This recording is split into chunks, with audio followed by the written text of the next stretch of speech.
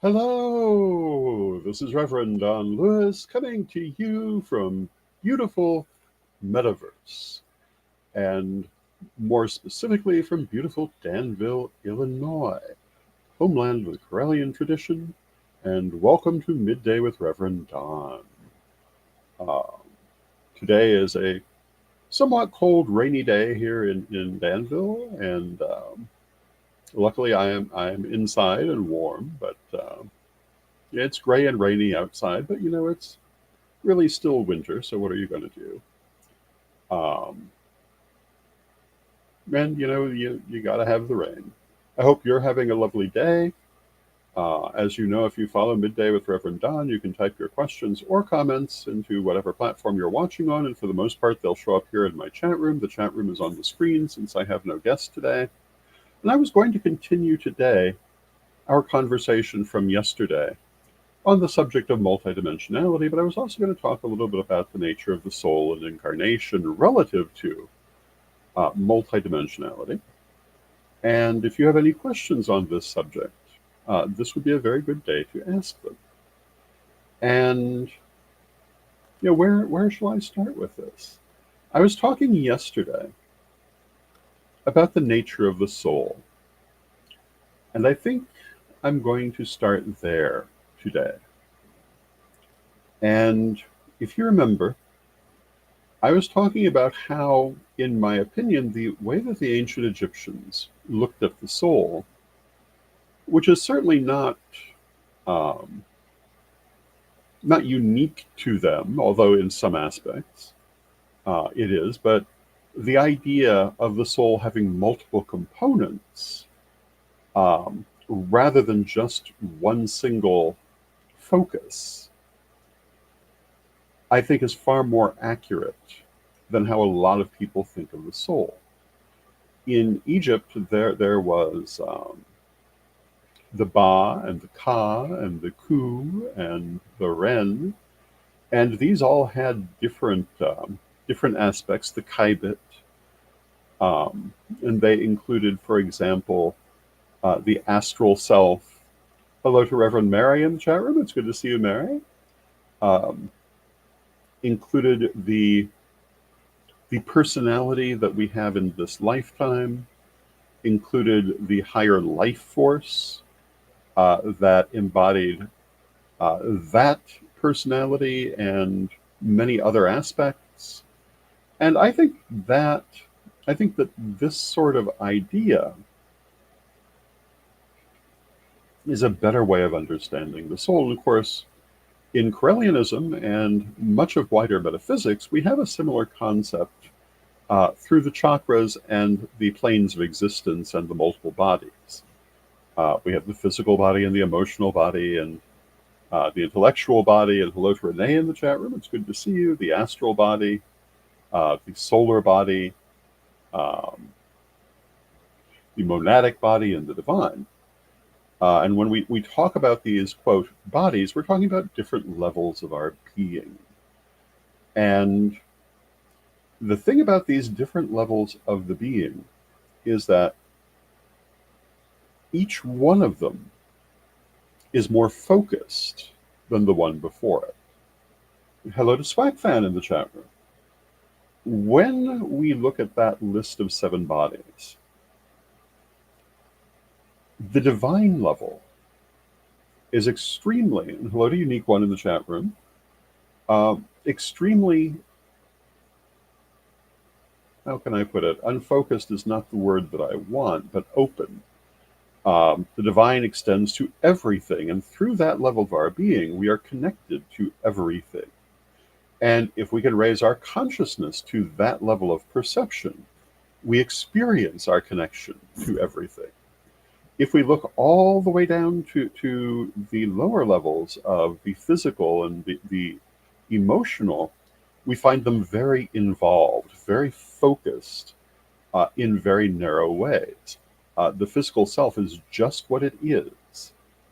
And as well, if you've ever been wounded, and let's face it, we all have in one way or another physically, you will know that the pain in that particular wound attracts all attention in many cases, to the point that connecting with all that is not even on the schedule. All focus must go to that physical level at that moment. The emotional plane is very similar. When its needs are in play, it overwhelms everything else. Um, because at that level, our attention is focused on those patterns. Where we put our attention as a multidimensional being has a lot to do with how we perceive ourselves and how we perceive the universe. As I say, when we can raise our consciousness to the astral level, the monadic level, the solar level, and especially the divine level, we experience the interconnectedness of all things. And if you've been doing this work for any length of time, you should have some experience of that, I would think. Um, at least a taste of it. Some people who do tremendous amounts of meditation spend a lot of time at those levels. And that's both good and bad. And I have to say that one of the aspects of this, while we are physically incarnated, we have to keep these things in balance. Having all these levels does not go with the idea that we should be focused on just one of them. We have to stay in balance. We have to consider that all of these things are an important part of our physical being. I've talked before about the importance of pain. And as I was just saying, at the physical level, if you have a physical disruption that's causing you physical pain, you must pay attention to it, and it will overwhelm your astral senses, your solar senses, etc. Um, I can tell you that even as a person who practiced fairly advanced techniques, when I had severely injured my back, doing them was extremely difficult because it required all attention. But this is because that physical element must be kept in balance. It must be dealt with. All of the different parts must be dealt with. One of the big mistakes that I think the metaphysical movement of my youth, the 60s, 70s, and 80s, and even some extent into the 90s made, and certain individuals still make, is trying to deny the thinking self and the physical self in favor of the emotional and spiritual self. And hello to Bimby in the chat room.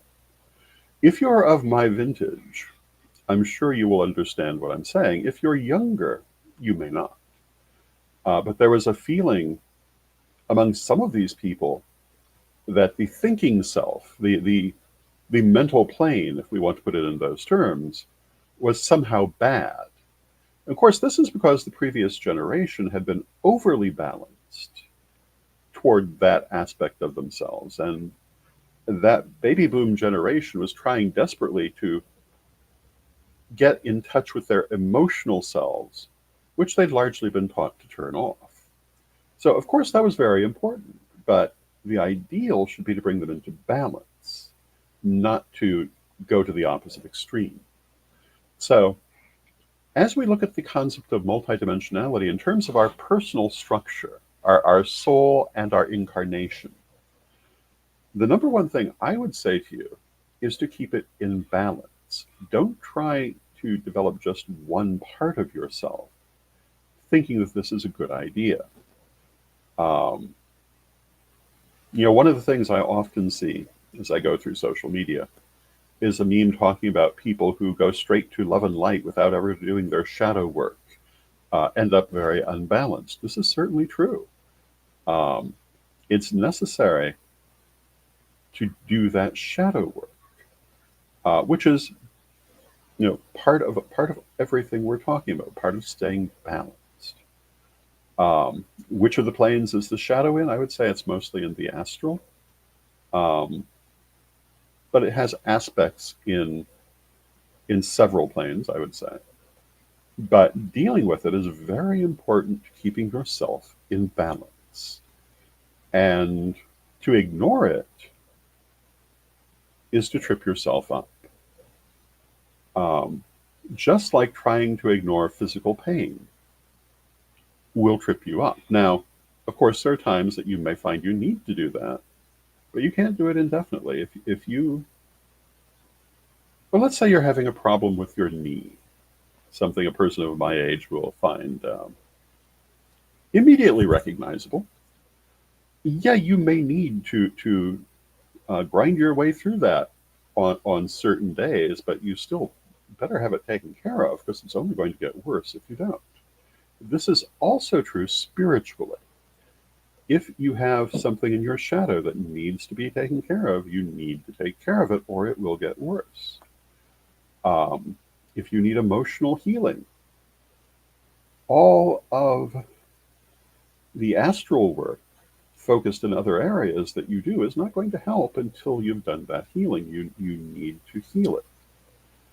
Um, you need to work at all these different levels and keep them in balance. Now, there are different ways to do that. And as you may know, I've recently brought out Rev Don's book of stones, metals, and crystals. And if you are familiar with my degree materials, you may think you know what's in that book, but actually you do not. It is a lot more than just the metaphysical meanings and basic uses of stones. It talks extensively about things like healing, for example. Um, and one of the things to understand about healing is that there are several different ways to approach it. In the end, they're all doing the same thing, but there are different ways to approach it. You can do crystal healing, you can do crystal grids, um, and not necessarily know what you're addressing because you're addressing it energetically. You don't have to intellectually understand it to produce a result.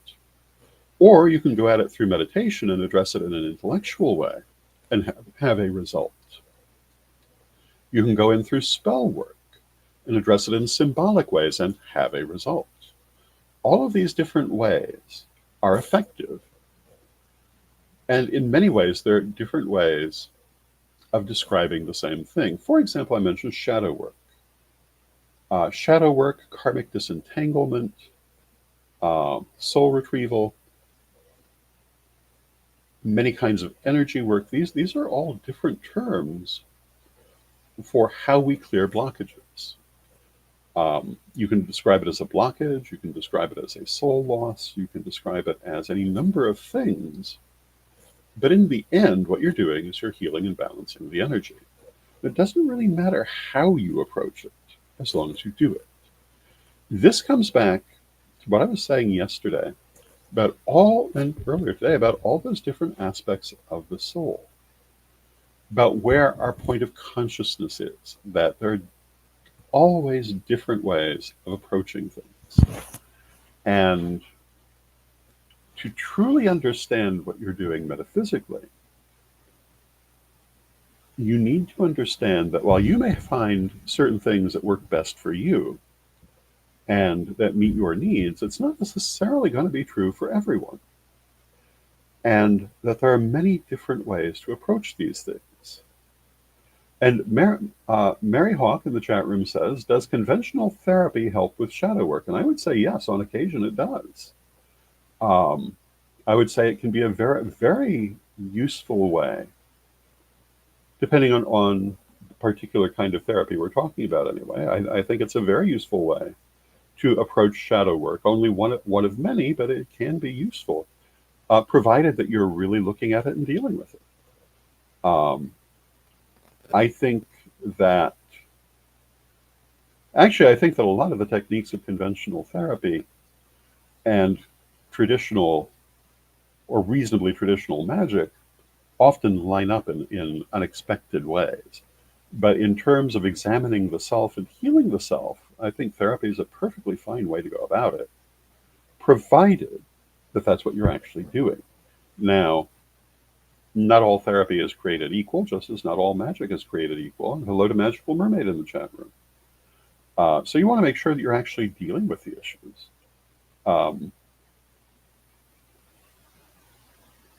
and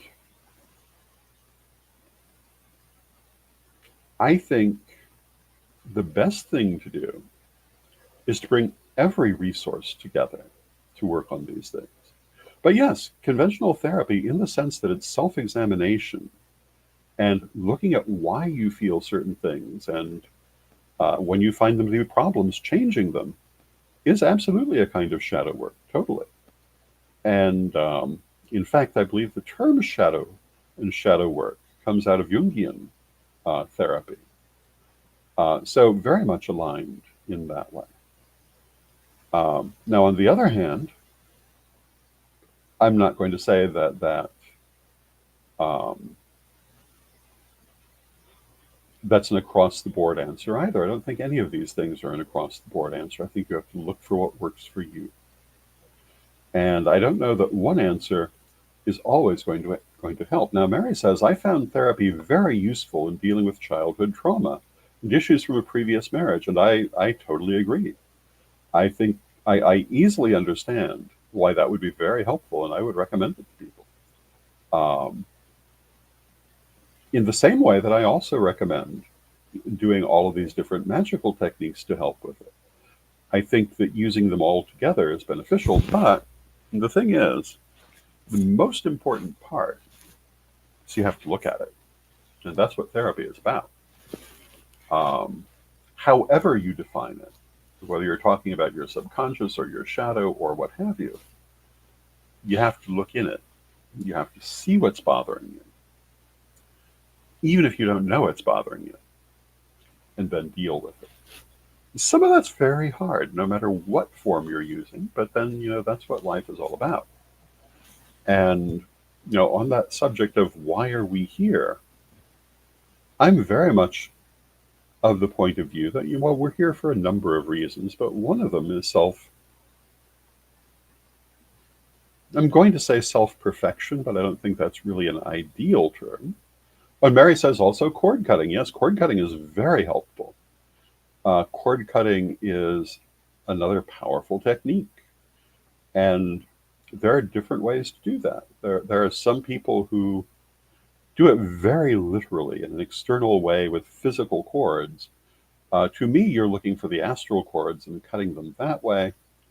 But, again, many aspects of magic are about taking the energetic reality and representing it sympathetically as a physical thing and taking actions there. Um, and it works. I often talk about one of my favorite things to do is burning. I think it's because watching that piece of paper, which is what you would usually use, catch fire and burn is very cathartic. Um, it is a literal transformation, which helps you to make a spiritual transformation. And it bypasses the thinking mind. Um, so, yes, I'm a great believer in the idea of using all these techniques, using spellcraft with external items, using energetic work that's entirely astral, using therapy, which is uh, mostly mental and emotional, um, even using various physical techniques. I know that there are certain forms of therapeutic massage, for example, that are good for releasing energetic blockages. I am not familiar with them in terms of practicing them, but I know that they exist. I believe craniosacral massage is one of them. I've known people who said that simply through that physical manipulation, they had certain blockages released that caused tremendous emotional release and subsequently restored energy to them. There are so many ways to do this. So one of the things I really hate, and you know this if you've followed me for any length of time, is when people say there's only one way to do something and you must do it exactly so. I deeply disagree with that on almost every front. Um, the exception I mean, if they're talking about a particular technique and their particular way of doing it, well, then maybe there may be only one way of doing it.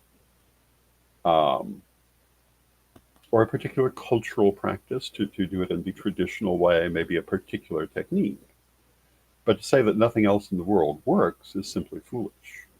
So many different things exist, and I think more come into existence every day.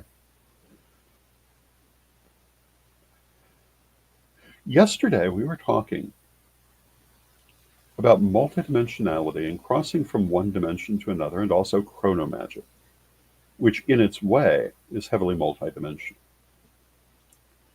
Um, there's the whole big thing in science fiction. If you go back in time and change the timeline, what terrible things happen? Well, I don't know that you can go back in the same timeline and change it. If you manage to go back in time in one way or another, you've created a new timeline. The original one will still be there. You've simply created a new one. I was talking about how sometimes we notice things that most people dismiss as their imagination, but that can be indicative of a change in timeline, and how a lot of people that I know who work with this feel that we had a major change in timeline last week. One of the things I've noticed, to give you an example of something utterly bizarre, I wear ties every day, pretty much, and have, as long as any of you have known me, many, many years. And the same ties.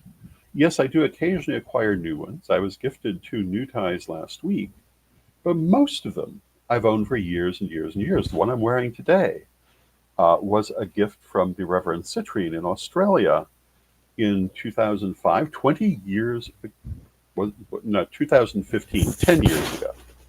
Was it 15? Was it 5? No, I think it was 5, 20 years ago. Anyway, I've had it for a long time. One of the things I noticed as I was tying my tie this morning, and the last several days, is how much longer they seem than what I'm accustomed to, even though they're the very same ties. Trying to get them to line up properly has been difficult. That's weird, because they're exactly the same ties I've always worn, but there's been some sort of minor change. What does it mean? Well, only that there's been a change, but apparently in the timeline I'm currently in, there's been a fashion for longer ties, going back longer than in the previous timeline. It's little things like that that's very, very easy to dismiss them, and I had for several days. But in light of yesterday's conversation, it dawned on me this morning, yeah, this is a sign of that change that we've been talking about. Now, what does that mean for the future? Well, I have to tell you, I spent all of last year warning about the sky being about to fall due to Project 2025, and the sky is falling. But I think that we need to look at this situation in terms of what opportunities it may offer us. We cannot hold up the old sky. In fact, I think the old sky is already gone. But, there's still a sky. There will always be a sky. And I think that what we need to do going forward through these next few months is find out what we can do for our people, for ourselves, to make sure that we're still building a bright future, even though the tools that we have available have changed. There are always tools available. And that's part of what I'm trying to say when I talk about all the different ways of doing things. When we come back to Project 2025 and things happening, one of the things that I would like to say today is that there's not just one way to respond to that. Using yesterday's techniques are not necessarily today's answer. And do I have a highly defined answer today? No, I'm looking. Now, I do have some answers, and I've been talking about them. But I think we need to be aware that changing situations also can be changing opportunities. And we must not borrow defeat from chaos. Um, one is not defeated until one is defeated. And I can tell you, for 40 odd years, I have been a first priest of the Corellian tradition. I've talked about all the witch wars that I have seen, including some major ones inside the tradition. Um, the last couple of years, you got to watch one. And I have survived them all. And here I sit, still one of the first priesthood of the tradition, still broadcasting every day, still writing my books, and still in a perfectly reputable position in the real world, partly because I never limited my possible responses. And you must not either. One of my favorite sayings comes from the House of Rothschild, and it is that the time to buy is when the blood is running in the streets. What does that mean? It means that when you're in a time of chaos, you do not lose your head. You look for what can help you to reestablish your normal future.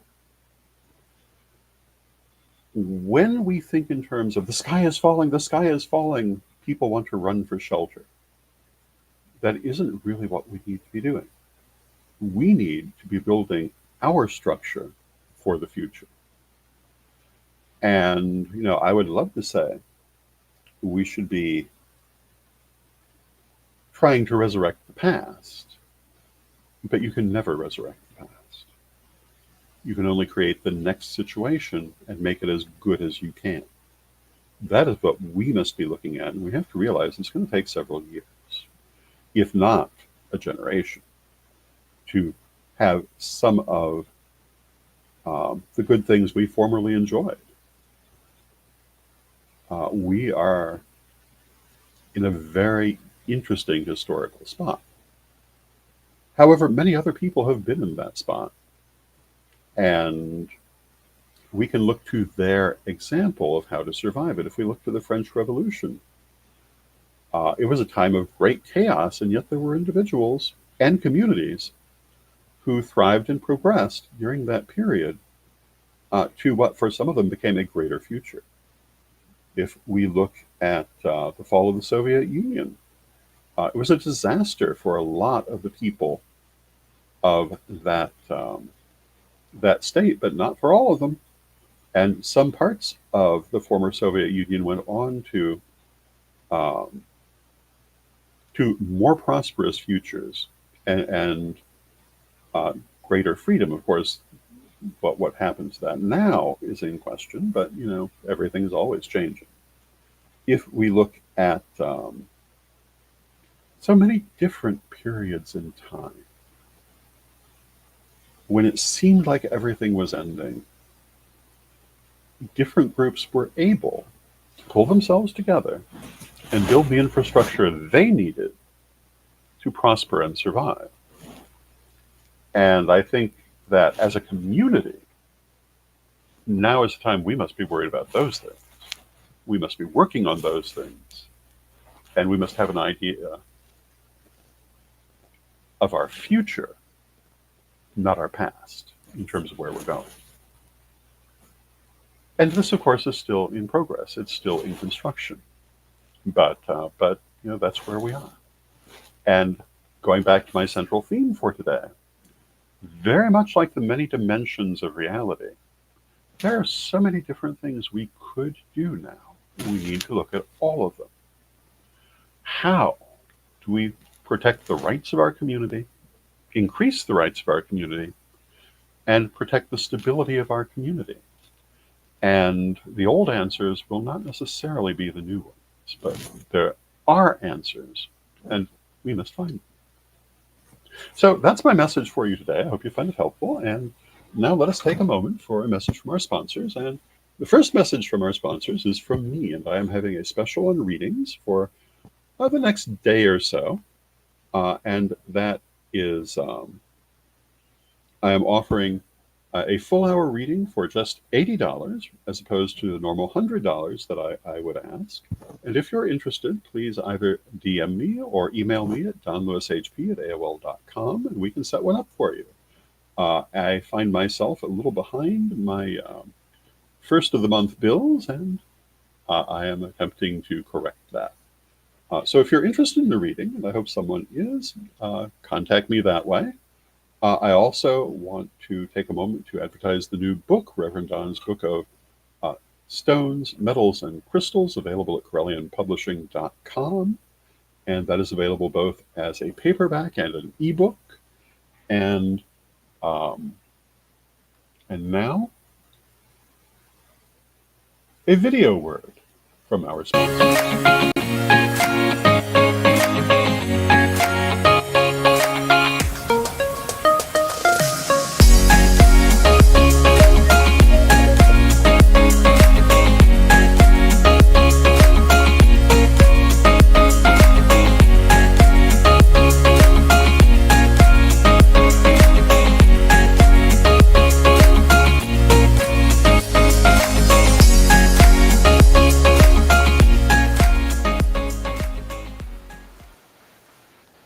Ready to unlock the secrets of the universe? Join me, Rev Don Lewis, for my metaphysical and magic auctions at Gaia Thrift at whatnot.com. Discover fascinating artifacts, mystical crystals, and rare and unusual books that could change your life. Don't miss this chance to bring a little magic into your world. Rev Don's Metaphysical and Magic Auctions, where the extraordinary can become yours. And thank you to our sponsors, Equinox Learning Hub and Rev Don's Metaphysical and Magic Auctions. Our next auction will be this Friday evening at 7 p.m. Central, and it will deal with specifically metaphysical items. I hope you'll join us for that. I thank you for joining me today. I hope you've enjoyed the program. I'll be back tomorrow, and let us close with our prayer, as we always do. And Divine Mother Goddess, Divine Father God, beloved ancestors, we thank you for all that you do for us in our lives, and we ask you to help us to see the many options that are always before us, and to find the many different ways of doing things that can be helpful to us in whatever we're doing in life. Help us to remain flexible enough to apply different techniques and disciplines to all the different situations that we deal with, so that we do not become hidebound and unable to deal with change. Beloved Mother Goddess, beloved Father God, beloved ancestors, we thank you with great love, and knowing you are always with us, we thank you for your presence. May you be blessed now and always. May you be blessed now and always, and I'll see you again tomorrow.